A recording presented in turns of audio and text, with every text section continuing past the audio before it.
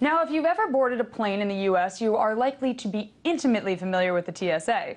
Well, get ready to start seeing a lot more of them.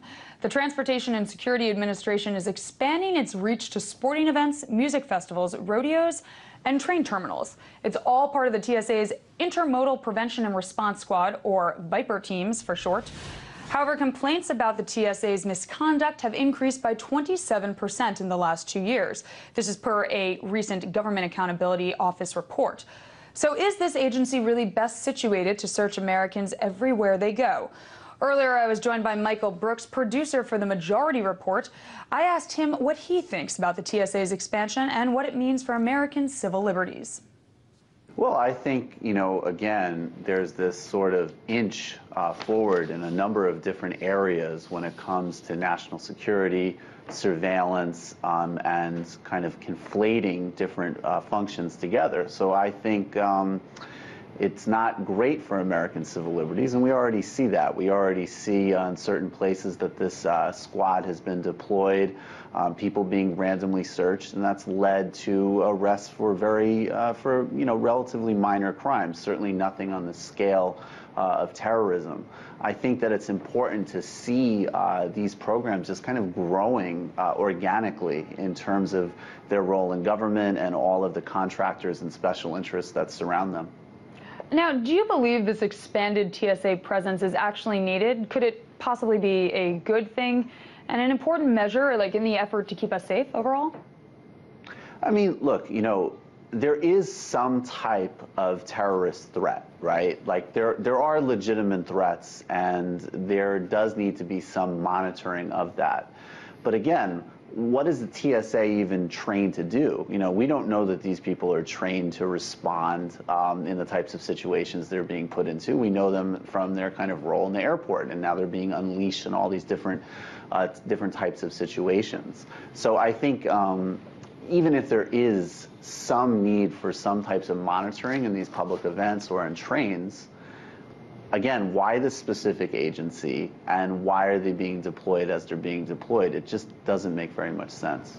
Now, when will we start seeing this increased security presence? Does the TSA plan to just phase it in, or will it happen all at once? Well, it's already being phased in, and we see it on different train stations and Amtrak stations across the country. It's already led to some controversy, as I mentioned before, with some people being randomly searched by these agents, and it leading to things like, drug charges and other things that don't have anything to do with the national security threat. So it's being phased in. I think the program started in 2005 after the Madrid attacks on Spain's rail system. Now, what can we expect in terms of the scope to the TSA security increase? Should we anticipate TSA pat-downs and metal detectors at the next sporting event that we attend? I definitely hope not. I think what we're already seeing, again, is we're seeing random searches. We're seeing these really kind of intrusive squads being placed at different events.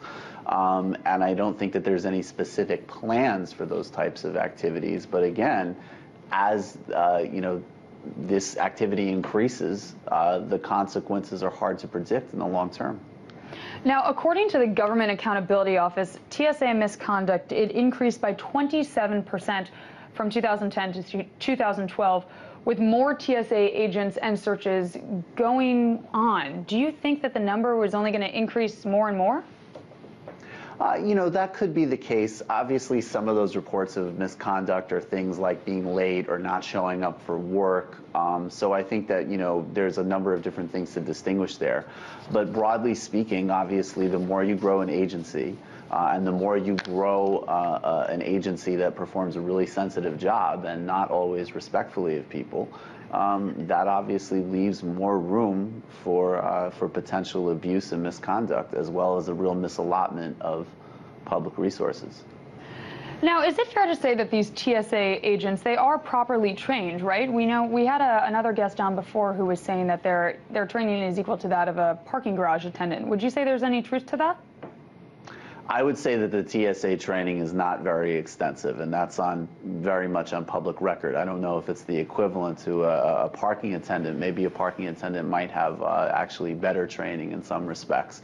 But it is not, at any rate, it is not the type of kind of thorough and extensive training in security, in intelligence that you might expect given the sensitivity and importance of their jobs. Michael, thank you. That was Michael Brooks, producer at The Majority Report. Thank you so much.